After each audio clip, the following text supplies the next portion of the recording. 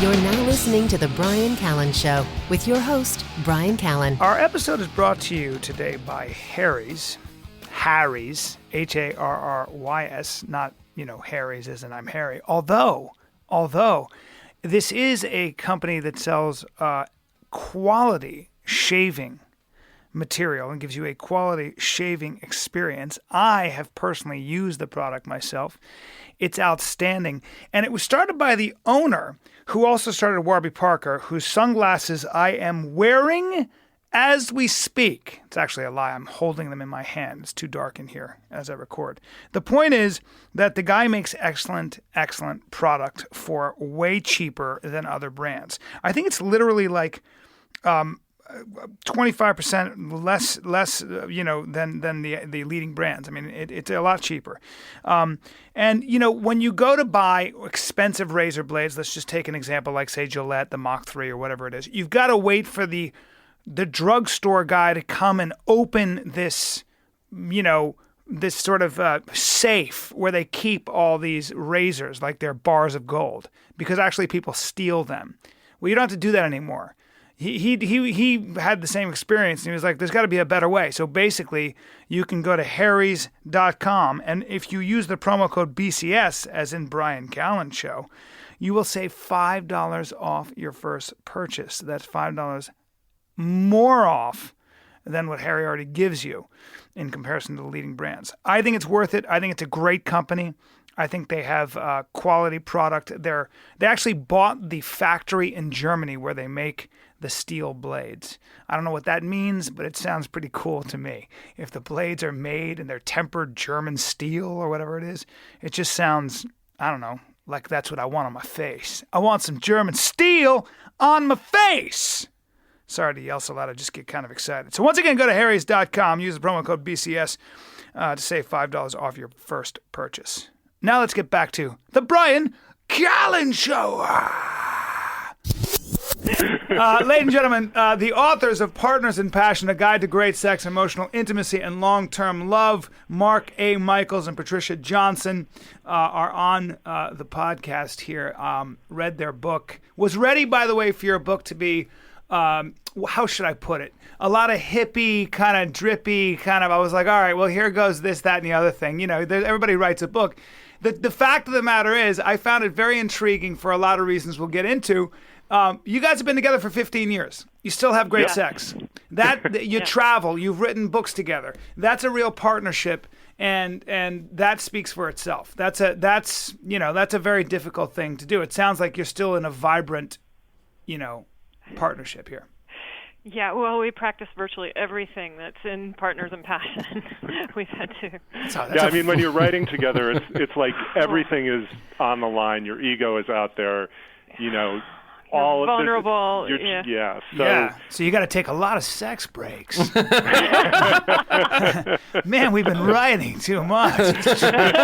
Got to put this into practice immediately. And some of you actually have to plan it. I mean, it's surprising, but you're together constantly and you have access to each other. It's really important to decide to have sex and actually put it on the calendar. Well, you touch on the fact that when you start talking about your relationship in terms of we got to work on this relationship, a relationship is hard work, and you use a different word I really appreciated, which was there's an art to a relationship. You're creating something together.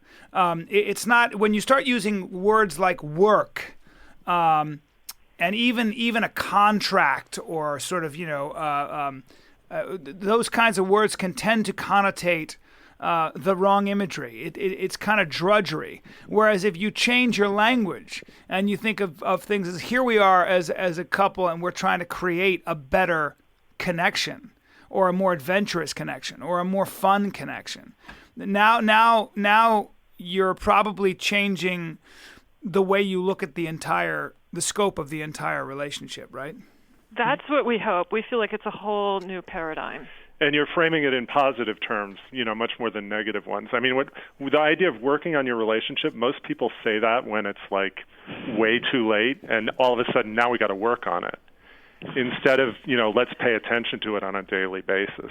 Yeah, and you also talk about the fact that one of the myths you talk about is that men are from Mars and women are from Venus. Yes, they're very different, but there are a lot of similarities between men and women, right? I mean, the idea that women don't like porn. I know from my own experience, there are plenty of perverted women out there, otherwise known as my type. Right. I'm more visual than Mark, and I tend to, like Porn Fridays a lot more. I'm like, yay! So. Mark, God bless you, Mark. Good job. She was an opera singer, and now she's into porn. She was into porn while she was still an opera singer. I was going to say, this is a personal question. Have you ever broken into an aria when you're having an orgasm, or is that too much information? Jeez, I don't know. I can be quite vocal. We don't have children, but we do have parrots, and they can start singing along. It's quite hilarious. Come on, that's fantastic. We don't have children. We have parrots. Shut those parrots up! I can just see our neighbors in New York. But let's talk a little bit about the myths, man. I love these. That was the part of the book that's kind of what hooked me into this book. Was you've got I think you have list about 10 myths here. One is, the first myth is you need to find a soulmate. Right. And you hear that all the time, man. You hear it all the time. And the fact is, according to you guys, you're compatible with a lot of different kind of people. Yeah. Yeah, and somebody said to us recently, and I think this is a much better way of thinking about it. Soulmates aren't born; they're made. Really, your soulmate is someone that you have a relationship with, that you build this connection with. It's not like there's some ideal person out there for you, and if you don't find them, you can't have a good relationship. You're roaming the world as half a person. Yeah, exactly. You complete me as right, all that bullshit that we fall into. That I've always suspected as being just a fabrication of good movie writing. It's a really old myth. Yeah, it is. It actually. goes all the way back. Like you mentioned the Symposium, which Yeah, but it's taken on a kind of new and weird form in 21st century American society. And I don't know, there's a few hundred books with the title soulmate, with the word soulmate in the title. So it's really pervasive. It's a real marketing thing. Well, the thing, I'm 47 years old and I'm married and for 6 years now with 2 kids. But people ask me for advice on relationships, and I don't have it, man. I don't have any advice. And what's ambitious about this book is you basically are out to create a manual for it as best you can, right? I mean, because if you look at enough data and if you look at what hasn't worked, and then you take I'm sure you use your own examples. I mean, being together for 15 years and keeping it vibrant. You've got to know, you've got to have some of the answers, it seems. Well, what we tried to do, is actually kind of approach it from, and what your question implies, to approach it from the perspective of what works rather than what doesn't. Right. And most books on relationships are written by therapists, and nothing against therapy, but they're dealing with, everything that's gone wrong in people's lives. That's and so we've interviewed couples that have been together in many, long-term, vibrant. I think minimum was 5 years in the book. Erotically charged. And what we found was, really happy couples can have a wide variety of relationships, but their core skill sets are remarkably the same. What do you mean by that? Expand on that. Well, they have really good communication. They know about connecting with one another non-verbally. They've built trust and goodwill. They tend to be empathic, but not overly engaged with one another. They have a sense of adventure. They're very curious, are willing to learn yet more. They're happy with the relationship. Yeah. So all these things you're saying are active. They're active processes, active words. Because the myth too is they lived happily ever after, right? A lot of our culture, a lot of our mythology is based around the idea that you find the soulmate and you walk off into the sunset. And I've always said, yeah, right. That's when the fucking work begins, bro. That's when gravity starts to take its toll and all the shit you have to deal with. and the little details, the minutia. That's when I had a dentist who'd been married for 20 years, and when I got married, you know what he said to me? It was the best advice. He said, "Listen, I'm going to tell you something. Learn how to fight. Learn how to fight. There are certain things you don't want to do in a fight. You don't want to insult the person. You don't want to create scars because they last. You don't want to build contempt. And you just use the word goodwill and trust. And doesn't that fall into that category? How do you guys fight? How do you manage your differences? Well, I really love that you bring up the fighting, because there is this idea that good relationships have no conflict. And actually studies show the exact opposite. Relationships that last deal with conflict, as long as that conflict doesn't break you apart. So, yeah, I mean, I think one of the key things, and your dentist gave some very good advice, and I think a lot of couples fall into this trap. When they fight, it's not just about the issue that's in front of them. It's about 20 other things that have been held back. Right. And so one thing that when you're fighting is that you have to strive to keep it on point and only address the problem that you're trying to deal with. We have one really important fighting technique. This is how we fight. We begin with a timeout. Really? Yeah. Oh, that's good. So you just take a minute. Let's not talk at all. Right, and look into each other's eyes in silence. Oh, forget it. Not a shot. I mean, you guys are disciplined. Are you kidding me? I'd be like, fuck you. Well, sometimes it starts out with like a fuck you in the gaze. But yeah. You can say a lot with your eyes. But that melts. And what you want to do is be in harmony at some level before you start to verbalize or address an issue. Otherwise, it's the kiss of death. You're going to say something, you're going to harm one another, you're going to come away very hurt. And this is a person you love. You just want to avoid that potential at all costs. What about the difference in cultures? My culture, really, I was raised all over the world, but really I think the most influential culture was probably my mother's culture. She's Sicilian.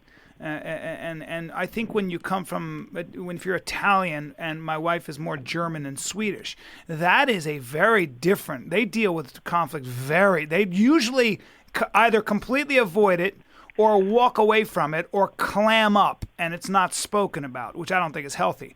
I, on the other hand, used to love to be like, I'm going to go crazy for about 5 minutes and then I'll be completely fine. And what I realized is that was very upsetting to her. It didn't work. It would really, really affect her deeply because she wasn't used to that. I was just being dramatic. I just thought, I'm not that mad. I just want to talk about breaking all the windows and killing everybody. And it was my release. And then of course none of it mattered. I never stay mad for more than 5 minutes. She'd stay mad for a week. And what was really helpful was learning to actually do what you guys are talking about, which is when we feel it escalating, we walk away from each other for a little while. We just walk away. That's interesting. And let it cool down, and then come back and talk about our points of view in a rational way. Yeah, fighting styles are really important, and it's again, there are people that are like long term that their fighting styles both are just the yell, get it out, and then there are people who have to leave the house and go for a long drive before they come back, and if you understand that your partner has a different fighting style than yours, then you can calm yourself down and go, okay, they'll be back in 20, and then I can pick up my rant then. No. And everybody has to sort of, everybody's a little different, and culture certainly is an important component of it. But even if you're from similar cultures, you may have different styles. I think over time, as you get to know a person and you sort of meet in the middle, or if you're doing well, you figure out, okay, this is going to work for me to leave the house for 20 minutes and come back and talk about it.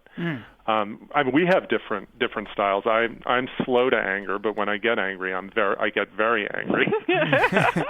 But I also, I always She's giggling. She's giggling in the background. No, I'm giggling because he always wants to talk about it. You hurt my feelings, and I want to talk. And in my head, I'm always like, can't we just have sex? Let's fix it. God, that is fantastic. Mark, get it together, dude. I never want to talk.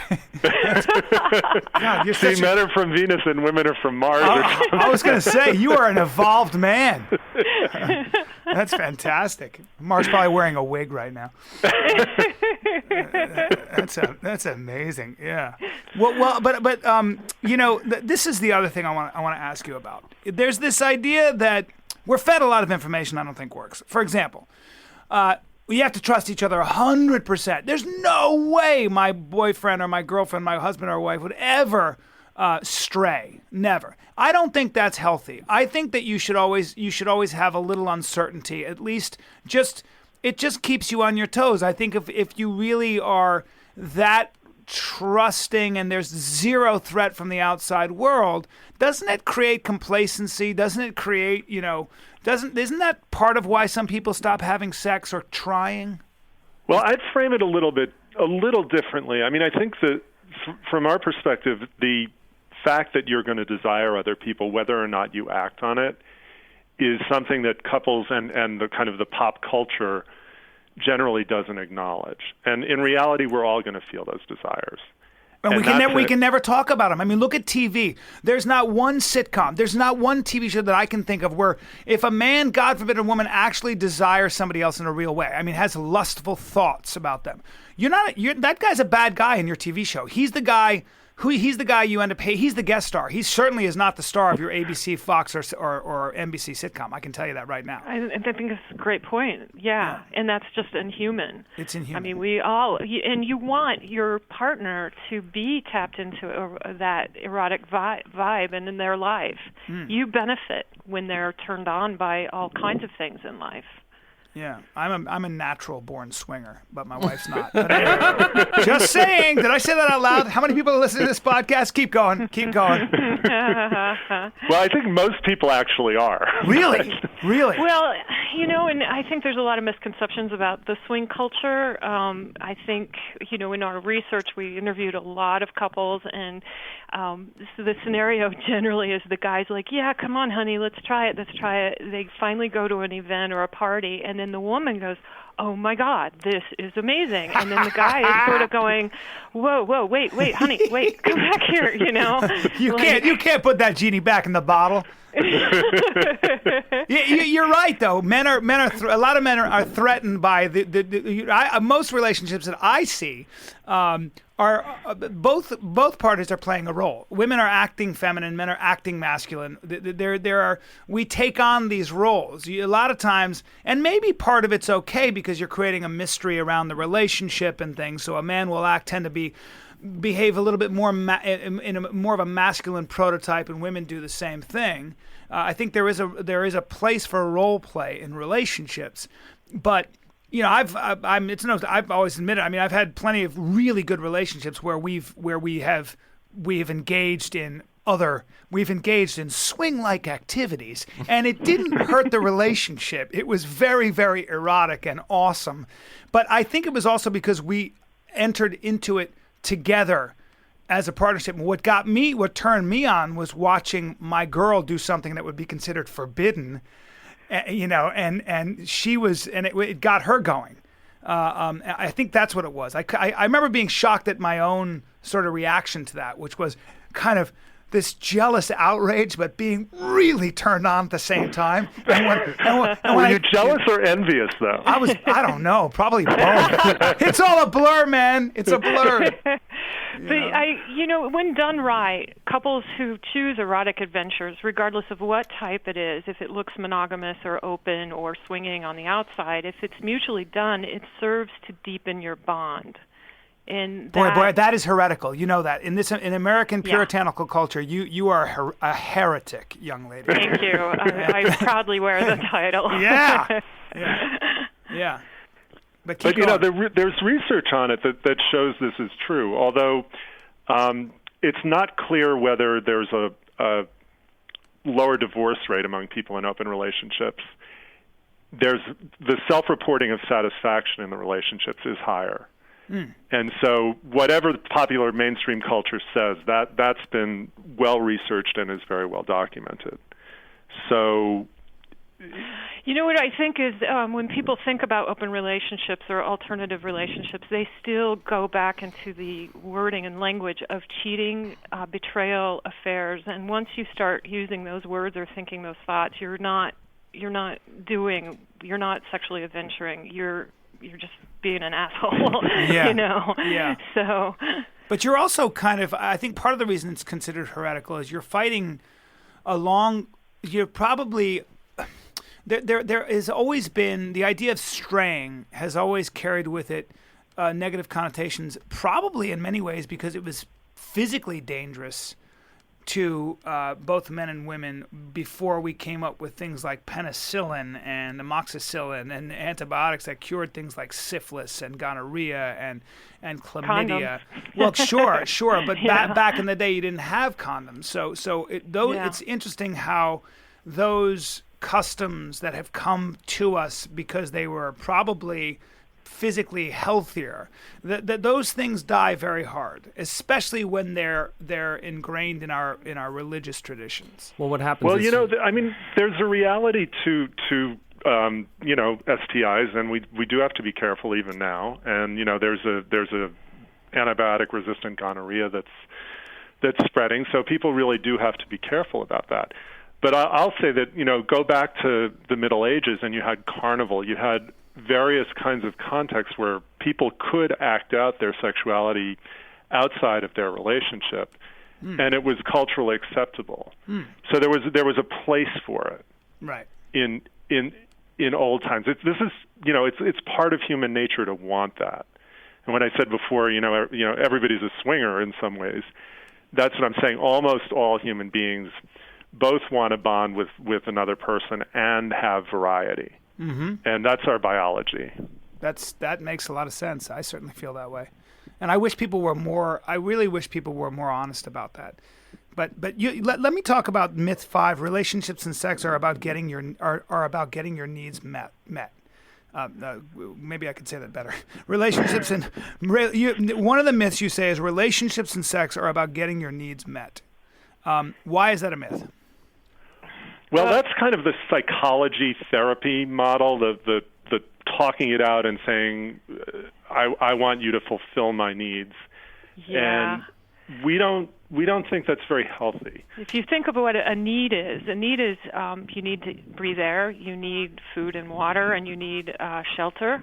And if you accuse your partner of not meeting your needs, you're kind of accusing them of slowly killing you or something on some level. And if you use different words like I want, I desire, this would be very nice, then there's this wiggle room, there's this freedom, and it's an invitation to your partner to come and join you and say, hey, let's work together and see what we can come up with. Yeah, one feels like you're including the person, the other feels needy. I mean, no pun intended. And demanding, right? And accusatory, because then if your partner does, if I say I need you to take out the trash this morning, and she doesn't do it, she's failed me somehow. Yeah. Yeah, they say there's a difference between an insult and a complaint.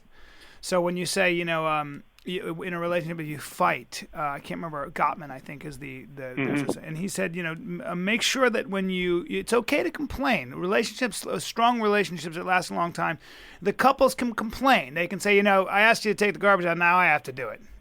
As opposed to saying, you're so lazy. You're so lazy. I asked you to take out the garbage, and you're lazy. And that is what causes a scar, not the complaint, because now you're attacking somebody's character. And, right. And it's probably the same kind of thing, where what I need from you is, and immediately I'm ready to fight. Right. I crouch. Right. I crouch. I'm ready. Bring it. Yeah. Yeah. Yeah. I mean, another one like that is, you always or you never, and we've heard that a lot from couples that we've worked with. Oh, you always and you never. Wow. Yeah. There it is. Yeah. And the real bad one in that score is you never touch me right. Oh boy. Well, how do you make love under those circumstances? I've always been a great asker. Even in high school, I was like, "So what's this little button do here, man?" I mean, I really did. I learned, how to, That's why I'm legendary in bed. Yeah, no, and I'm glad you bring that up because we have talk to young women and said, hey, why don't you bring home Partners in Passion? And they look at us and they say, my boyfriend would be insulted. And I'm like, whoa, really? And there's this like a masculine current of, and I think it's an I know how to do it, and I don't need anybody to tell me. That's right. Oh my And God, I talk about this in my stand-up, and it gets quiet in the room.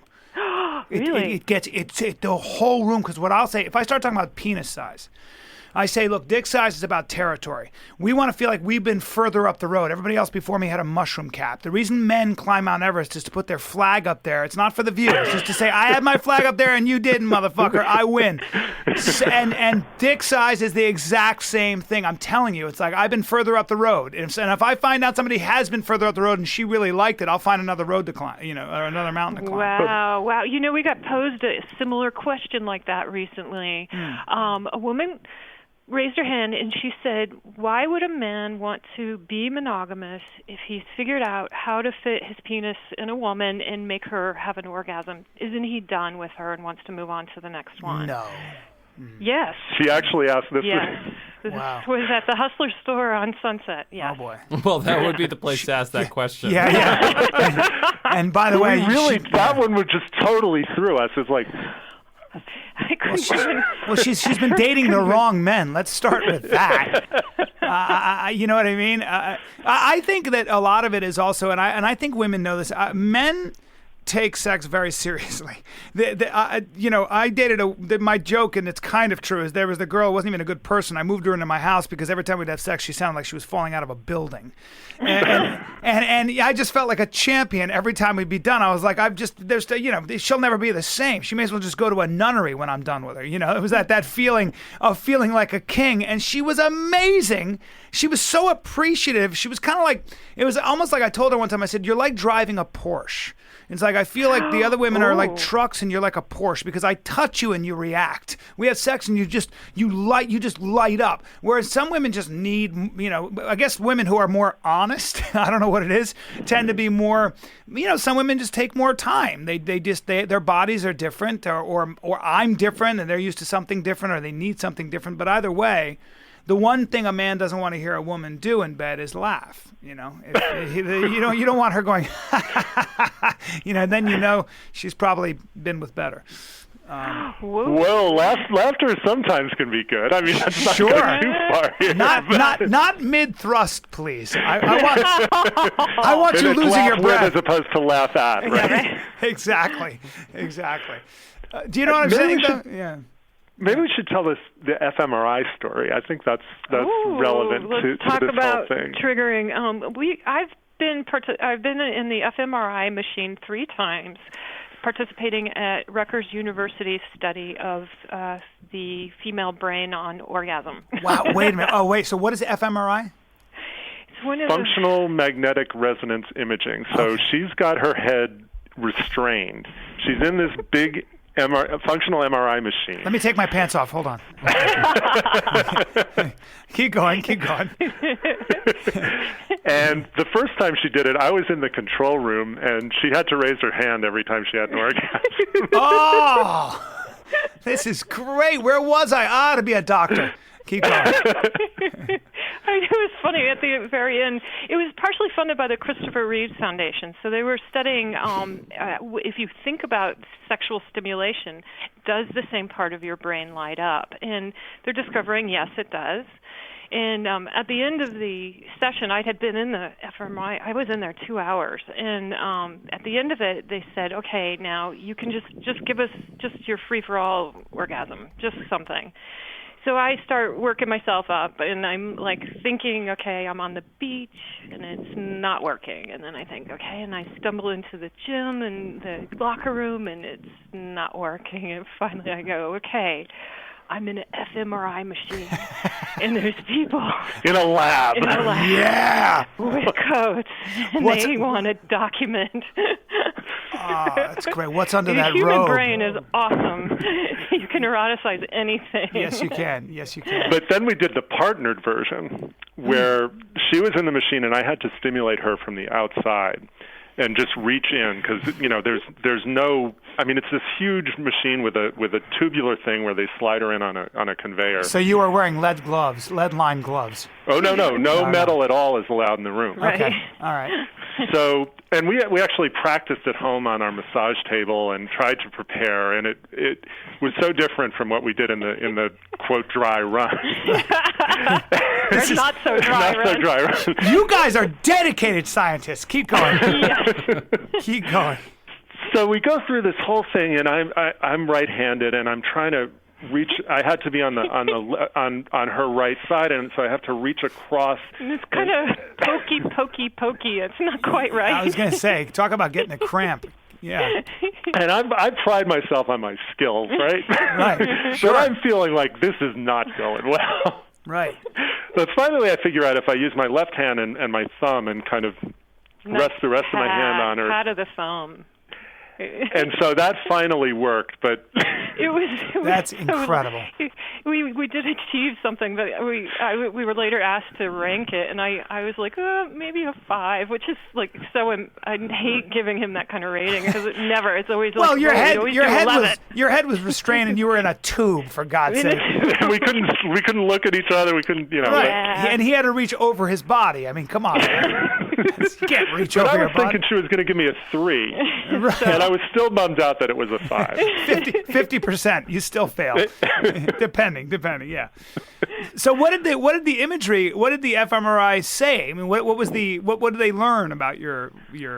She's still this Nan Weiss is her name. She's finishing up her doctorate thesis, and she's still putting up the data and still crunching all of it. Yeah, she's we've still always watching seen the it- video. Yeah, We've seen a picture of her brain on orgasm, but we don't really know what it means. just a big cloud of red. Yeah. Oh, it's fantastic. I am so horny right now.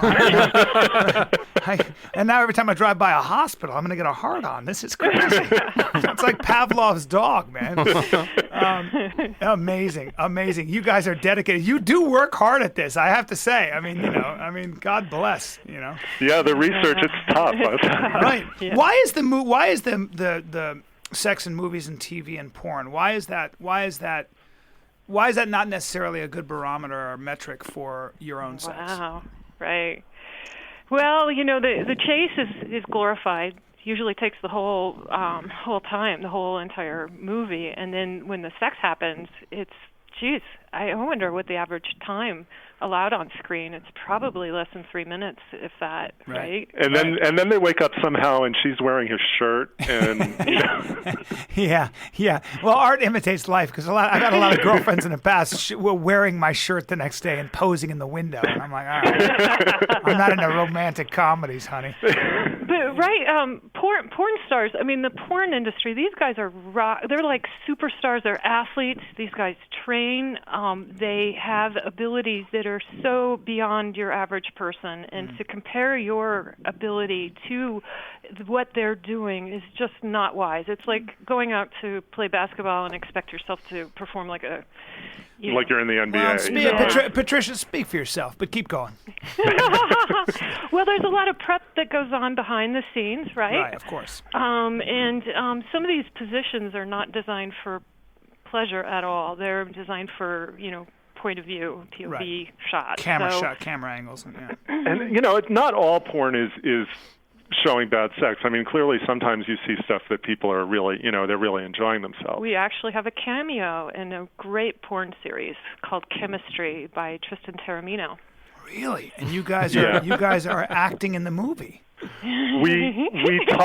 Tristan is a friend of ours, and we actually made a couple of instructional films that are explicit where we didn't perform in them, but we taught couples on camera how to do some tantric techniques. You guys are and going we were to out hell. But we're in LA, and Tristan was making her 4th in the chemistry series, Chemistry 4. The reality porn. So she puts a group of porn stars in a house and just lets them have at it and film each other, and she films. So we visited the set, and she says, "Guys, I want you to teach them a class." So we taught them a class on Tantra, and at the end we demonstrated energetic orgasm partnered, and it became this big theme in the film. Well, you dedicate a lot of the book to to Tantra sex. Explain to us. I know a little bit about it, but well, and part of what you said as well in the intro of the book is that you knew that if you wrote a book that explicitly had Tantra in the title or something like that, that most people would not want to buy that book. Hence the decision to call it Partners in Passion.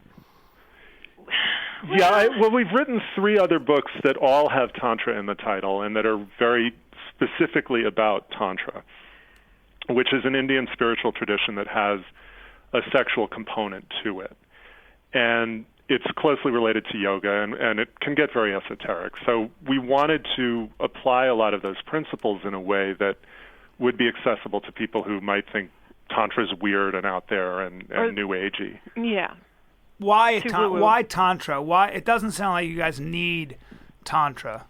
That's the basis. We got together. We actually didn't date. We got together to practice sexual Tantra, and wow. Oh, that is. Oh, Mark, you sly son of a bitch. Wait, what about me? Well, Kudos exactly, to me. Patricia. You're my kind of lady. I'm liking both of you guys. Hey, we're not going to date. Let's just practice some Tantra. Well, we should tell the whole story. I think we're sort of getting the cart before the horse. Well, here. I want to know, because let me remind the listeners for a second, man. You guys have been together for 15 years, and you've written 4 books now, right? Yep. Writing a book together, you're spending a lot of time together. And so that's what the proof is in the pudding. Whatever you're doing seems to be working well. So talk to us about tell us the story. Well, so I had just taken a teacher training and came back to New York and was giving a lecture on Tantra. And I saw that it was, happening, and I had always been interested in Tantra, so I decided to go, not knowing what to expect. And I sat down, and in walks Mark, and I'm like, yeah, right, Mr. Tantra teacher. I bet you just say that because you can't get laid, right? Did Mark have a ponytail at the time? Was he wearing a toga? No, my hair was didn't. short then. That's right. Yeah. That's right. Yeah. All right. No, yeah. He's wearing a ponytail now. Hippie! Were you instantly attracted to him, or did it take a second? Oh gosh, sometimes I'm attracted to people, and I'm really slow. I guess that's again me like a guy. I don't realize until like 2-3 days later. Wait a minute. Yeah. But yeah. Were we? Yeah.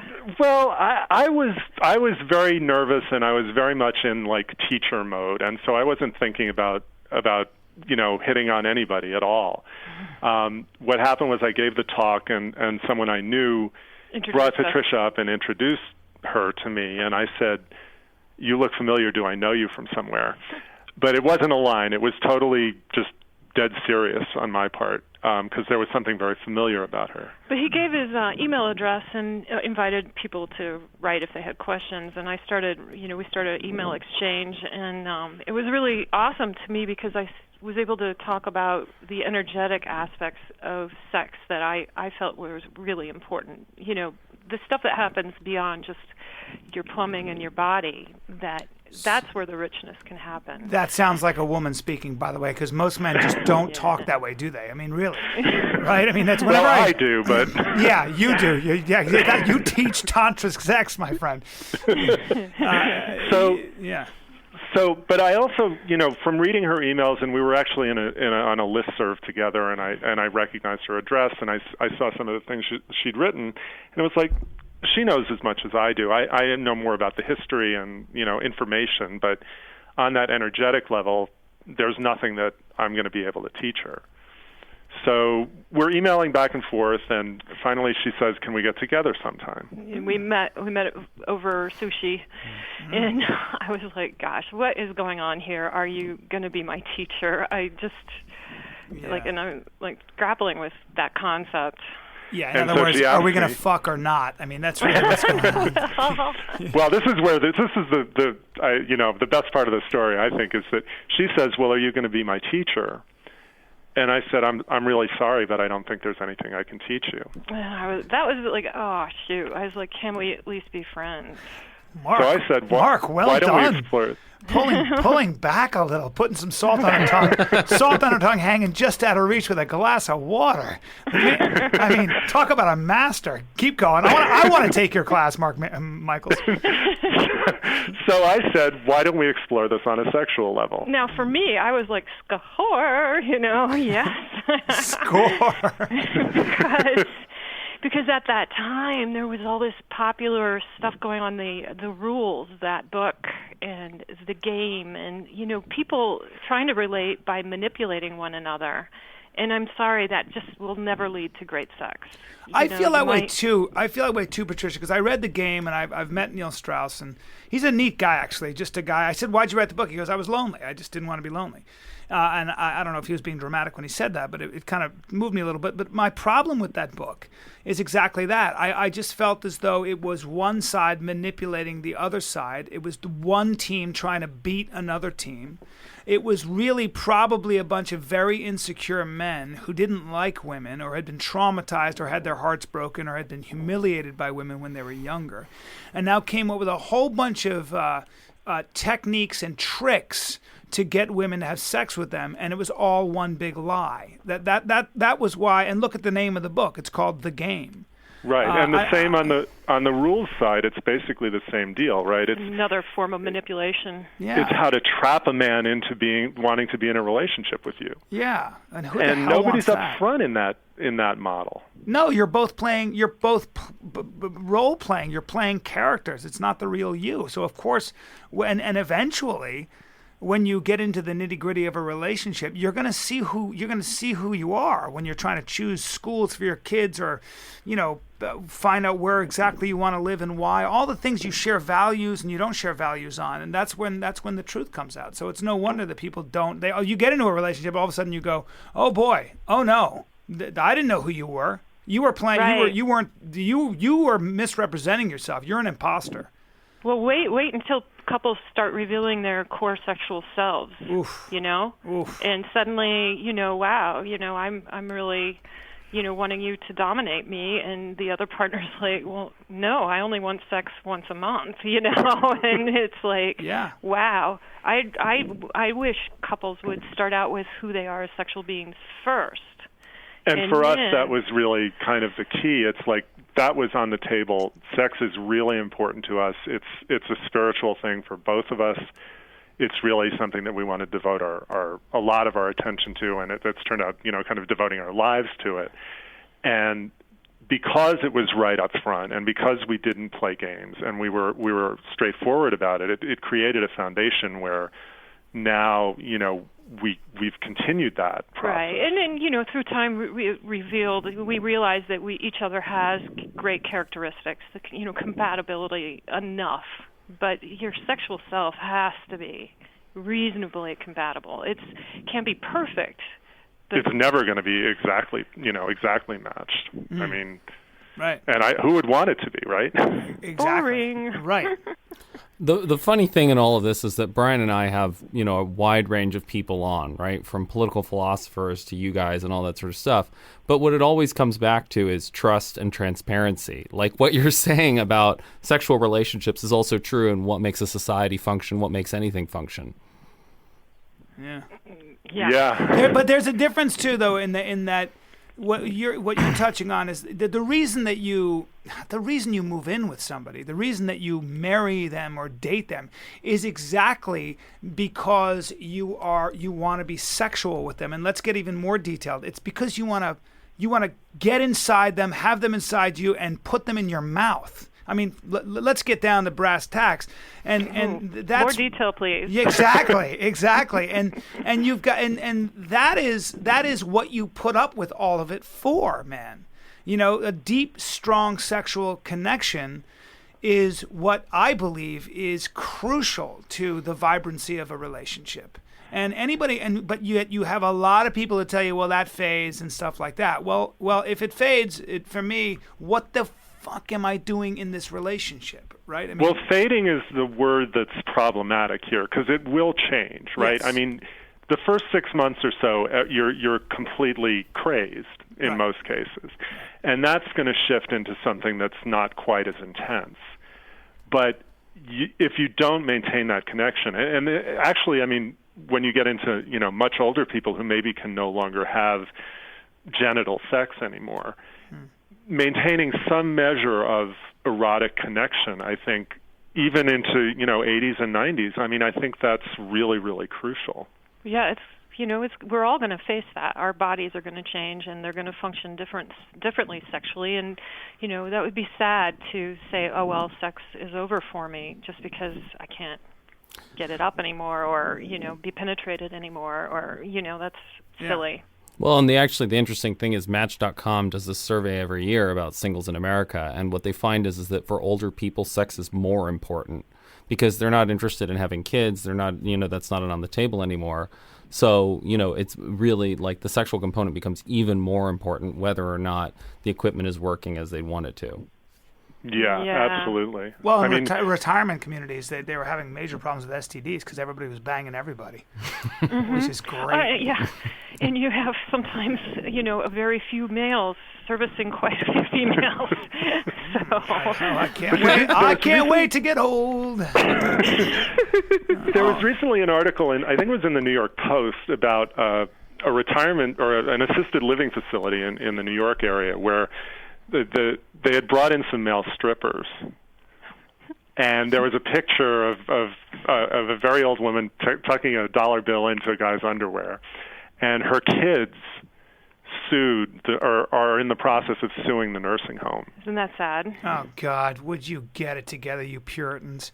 I mean, what is going on with those kids? How strange. That's not my mother. She was a church-going woman. Right. Never... Why do people have to ruin all the fun? It drives me crazy, man. It really does. I've always felt like that expression, I'm a pair of brown shoes in a black tuxedo world. You just feel like, come on, can we just let's get. My joke is always that thing where you go to parties and everybody looks so good. Everybody takes all this time to pluck and tan and exercise, and it's just LA is just people are not wearing clothes, and you're drinking and you're dancing, and after a while you're like, is this going to be it? Are we just going to keep the cars in the garage or a fucking orgy? And everybody moves away from you. It's like, I'm married. I don't want to catch a disease, blah, blah, blah. Roll the dice. Let's have some fun here. I mean, I'm being silly, but I do feel that way a lot of times. I mean, and I think a lot of people do. But this touches on something I want to ask you guys about. I think a lot of times the reason people stop having sex is there gets into this weird thing of, well, you need to be the one to initiate it once in a while. Or why am I always the one who has to initiate it? Or, why can't you let things just happen naturally? And there are all these things that happen, so it becomes a power dynamic where sometimes in a relationship, the person feels as though if they do open up about wanting to have sex with their partner, they're in a losing position. Wow. So, I mean, our answer to all that problem is to practice unspontaneous sex regularly. Yeah, I mean, it's really about trying to move away from that, one person withholding and one person demanding, and that whole dynamic. Right, that's bartering, that's commerce, using sexuality as So we want people to mutually decide to have sex. And that's what we mentioned early in the show, put it on the schedule for the day or schedule it twice a week. And both of you decide that you're going to be sexual together in whatever way you want to be. And don't wait to desire sex. I think that's really, really a bad idea. And what they're finding with studies with female arousal is that that desire for sex comes after physical arousal. So get things started, and then, the desire follows. And so if you're making the choice as a couple that you're going to have sex, just let's say twice a week for the hell of it, and you're going to schedule it twice a week, what you're doing then is you're mutually deciding that it's a priority for you and that whatever else is going on, you are going to take that time.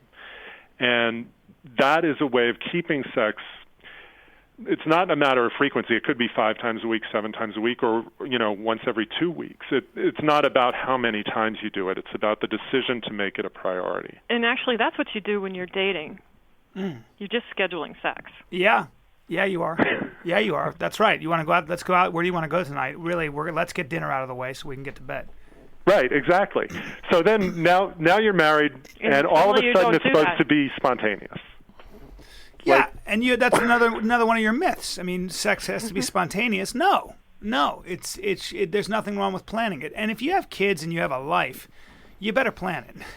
That's for sure. That's for sure. And take it when you can, right? Yeah. Especially not just kids, parrots. Parrots are they require a lot of maintenance. I had 2 macaws. I know all about parrots. Oh, wow. Yeah, you may as well have a chimpanzee. I mean, in fact, kids are probably easier than macaws. It's unbelievable. They don't chew the walls of your house. Oh my God, my parrot dismantled a table. I was like, "Are you kidding me?" They're no joke. I had a parrot named Jezebel, a scarlet macaw, a calico, I think, and she would chase women. Some women were not allowed in the house. She would run at them. So that wasn't good. She was jealous, Brian. She was jealous. You hadn't discussed with her your desire for an open relationship. Well, there it is. By the way, I think some jealousy is fun. I think, what do you think of that? I mean, sometimes a little drama, a little jealousy, a little kind of like, what did you say? You were looking at her? You know, that kind of stuff. That you feel wanted, you feel needed sometimes. What do you think of that? I mean, as long as it's manageable and as long as it's not, I'm going to hit you for looking at my girlfriend kind of mentality. I mean, spank and hit are 2 different things, but yeah. Yeah, I like the idea of you're going to get punished for being a little slut. Okay, well, that's really working with it. There it is. That's exactly. Not that I've ever said those words or anything. I'm just saying. God, I'm exposing myself for being the pervert of, This is supposed to be, a heady podcast, for God's sake. Look what you people have done to us.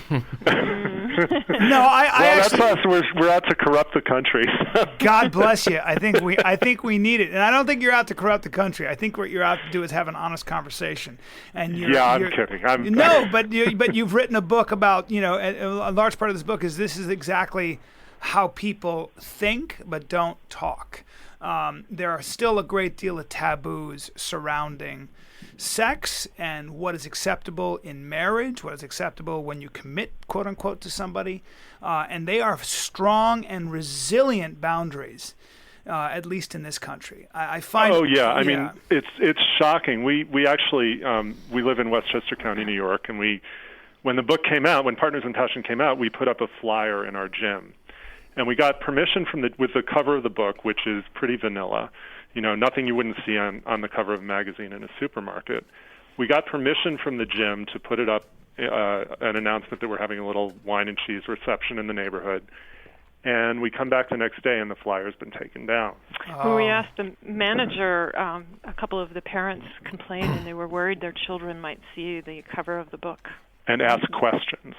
Oh, boy. Well, and you talk a little bit in the book about how a lot of indigenous peoples and older customs and tribes have hunter-gatherers. I mean, you see a lot of sex. I mean, kids grow up usually sleeping in the same. I mean, Jared Diamond, who we had on, sex is talked about a great deal. Children are exposed to sex, their parents having sex and things at a very early age. Yeah. So, but we do have this tendency to protect them. And I do the same with my child. I don't want my kids knowing certain things. It's natural to kind of figure out, because before you need to help them put these things into context, because sometimes it can, who knows. But don't you also feel that it's partly the demands of being in a complex industrial society versus being in a hunter-gatherer society? Like in general, in a hunter-gatherer society, people are often getting pregnant at 13, which we tend to think is not a desirable outcome. Right. Yeah. And I think probably is not, given the constraints of the world that we live in. Yeah. I would agree with you. But at the same time, I mean, the sexualizing is sort of, it's only okay if you're being marketed to and, sold some item and, you're kept in a state of longing, or if it's presented with violence. Right. I mean, it's perfectly okay to, for kids to watch all kinds of violent stuff on TV, but God forbid they ask you a question about, love and sex at age 8 or 10. I mean, we're not really talking about, sexualizing a child. No. Yeah. No, of course not. No, but I think that's the thing is essentially I think a lot of what you're raising is that marriage had a particular function in pre-modern times, which was, dealing with infection where they didn't really understand where or how the infection was happening. Now we do, and there are things we can do to mitigate it. There were specific functions to marriage in a historical context, and a lot of what we're trying to figure out now is what is marriage? What does it mean to be in a relationship? And, I think what's interesting is you're saying there are many, many, many ways to structure a relationship. The most important thing is to be upfront about it and to make sure that both parties are being totally honest about what they want and need so that it's consensual. Yeah. Absolutely. And that's, it's sort of, there's enormous possibility in that because we are in a place now where even as opposed to our parents' generation, where it's really open and we can decide as individual couples what kind of relationship we want to have and how we're going to structure it. Mm-hmm. And what we'd argue for is whether you're going to be monogamous or open, kinky or vanilla, that it's something that you decide upon and agree upon mutually. Well, that's the thing. For me, it's all about what is the truth here. What's the truth of this subject? What are we really dealing with here? And I think that if you want to make a relationship work, you better be honest with each other, and that is sometimes not going to be.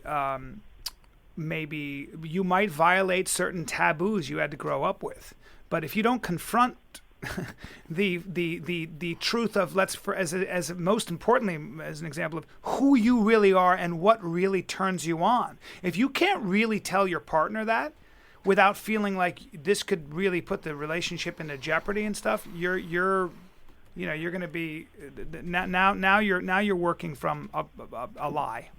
And I think if you and that's as big a sin as anything else. Absolutely. And your relationship and your sexuality will suffer because if you're pretending to be someone you're not or you're suppressing some aspect of your sexuality, it's going to come out somehow. Right. And I think a lot of kind of compulsive sexual behaviors that get labeled addiction in some of the popular culture really have to do with something that's being suppressed and is expressing itself in an unhealthy way. Right, you've got to hide it, and then the only way you get off is by hunching over your computer in a hotel room or whatever. Brian, but this is hypothetically. Again, I'm being hypothetical, guys. I'm being hypothetical. Well, listen, Mark and Patricia Johnson, Mark Michaels, Patricia Johnson, writers of Passion, Partners in Passion, A Guide to Great Sex, Emotional Intimacy, and Long-Term Love. I really enjoyed the book. I think what you've got to say has a lot of merit and value.